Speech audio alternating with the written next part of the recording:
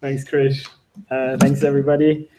Right, so some of you already have seen our demo yesterday, so I hope you like that. What I'm going to do now is I'm going to give you some of the background information behind the demo and why we're doing that.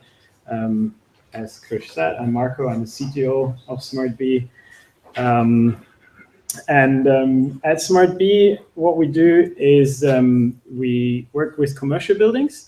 So we monitor electricity consumption in commercial buildings. We are about 20 people at the moment. We've been founded at the end of 2013. And we currently have just over 100 meters installed in about 6 different countries on 3 different continents, which is quite a challenge sometimes. But it also gives us a lot of learning opportunities and insights. We mainly do office buildings. We also have 2 industrial sites. So we're just starting to look into industrial applications as a new topic. Yeah, it's similar but different to the commercial buildings that we do.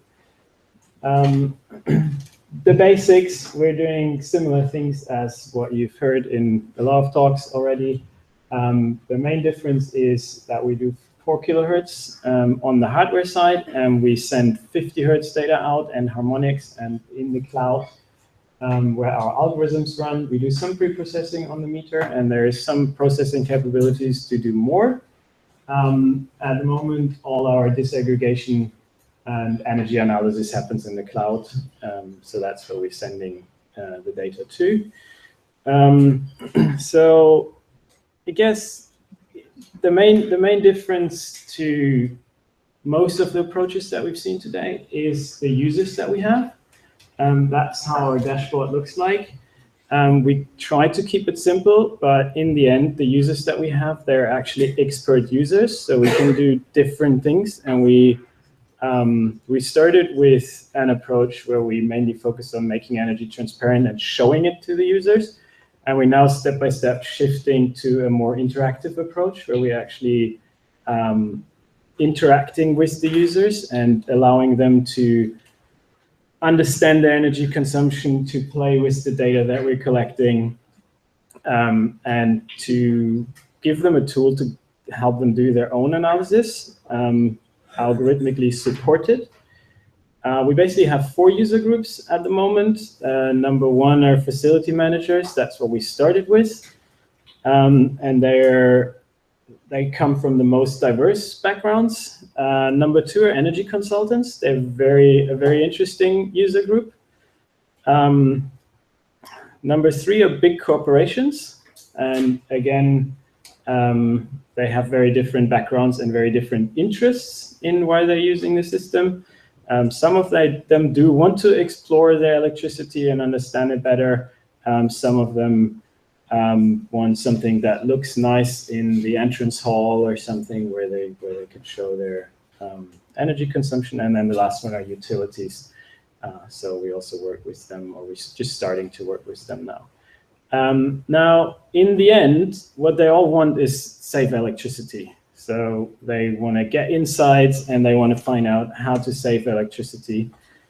And for us, that's the main challenge, because the only thing we have in the end is the electricity consumption of the building. So we have very little context information around that. And if you want to find out how you can save electricity, ideally you make proposals on what can you change to use less electricity. So you need some context information or interpret the data somehow, go through the buildings, find out which devices are there. That's why it is so interesting for us to work with the energy consultants, because they do exactly that. They walk around the buildings and they find out what can the customers do and where's the electricity going. So 2 questions that I don't really have final solutions, but I have some thoughts on to share today, and a lot of room for discussions, hopefully. So number 1 is how to find savings potential if you only have the electrical consumption. And number 2 is how to analyze or understand if you have actually saved something and how much you have saved. There's a step in between, which unfortunately we can't really support, which is putting the savings measures into place. So from the perspective of what can we do with just the electricity data, we came up with those 4 things for a start. You can look into peaks, and you can try and distribute them better or lower them, reduce them, shift them, whatever. You can look at things that are different from the usual behavior, so anomalies. You can look into correlations. So you take external data, usually weather, temperature, daylight information into account. Could be other sensor information. And you can look at the base load as usually one of the biggest loads. And when you get some insights into that, then you are likely to be able to identify some savings potential. So what can you do? Peak load. You start with finding the peaks, right? That's something that you can pretty well support with algorithms. So the user doesn't have to browse through all his data. You can actually point him to the interesting peaks. And then what do you do with that? You need to drill down, find out what's causing this peak, how often is it happening? Do you have this more than once? Is it a one-off thing? Is it worth working on it? As a result, at least in Germany and probably in other countries too, the highest peak basically determines the tariff you're in, the highest peak over a period of 15 minutes. So if you are able to reduce that, you can get into different tariff. So I do this kind of analysis for all the 4 topics.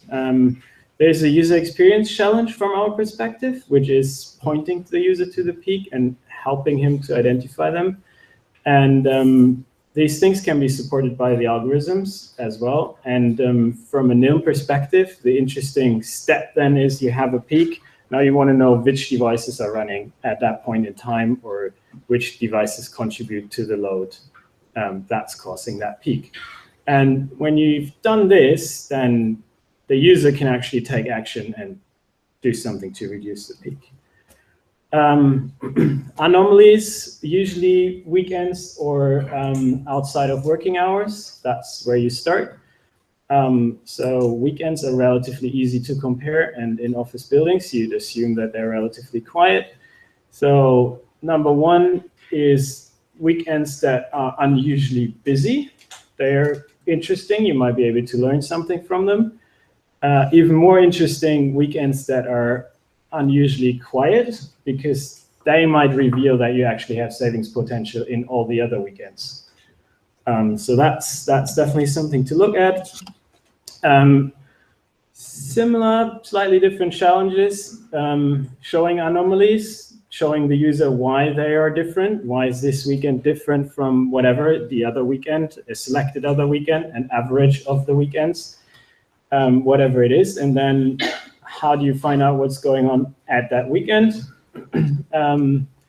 Again, you can highlight the differences, or in the end, you need to provide a breakdown of what's going on. And that's, again, a NILM challenge.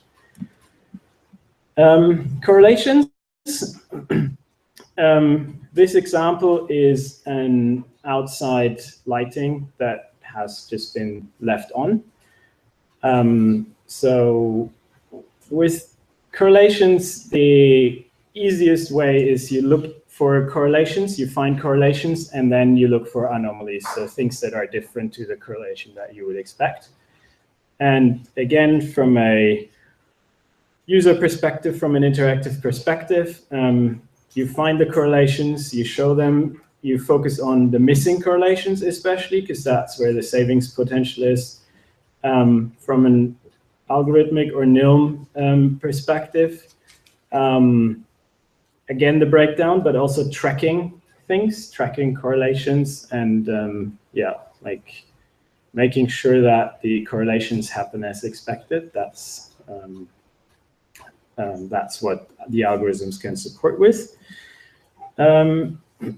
Second last, baseload. That's a particularly challenging one from a disaggregation perspective, because especially with event-based, there's very little starting points for that, except when it changes. So that's the interesting stuff for baseload, when the baseload of a building is lower than usually at some point, even just a short period of time. Or if it rises, then that's an approach, and also non-event-based approaches can help disaggregating that. Energy consultants, again, they go through the building at night and they turn everything off, and then they turn everything on again, and then they know what produces the base load in the building. And then based on that, you can identify savings potential. So changing base load, that's certainly something interesting that you can find automatically and point the user to, this is where you need to look at, and then help him find out what's going on. Last but not least, what do you do afterwards? So assuming the user actually changed something, he wants to know, what are my savings? So did whatever I put in place, did that help saving electricity, yes or no? So basically what we do is we create a model that predicts the electricity consumption. It can be pretty hard because there can be a lot of parameters that are relevant for it. At the moment, we mainly use seasons and weather for that. But especially when situations or usage patterns change, it can become pretty hard to attribute reduced or increased consumption to specific measures. So that's, again, something that's challenging to visualize, and also something that's challenging from an algorithmic perspective. You can look at the long-term picture, or you can look at short-term changes. That's the 5 things I quickly wanted to walk you through in the couple of minutes that I had. And it would be great if you have any questions around that or comments. Thank you very much.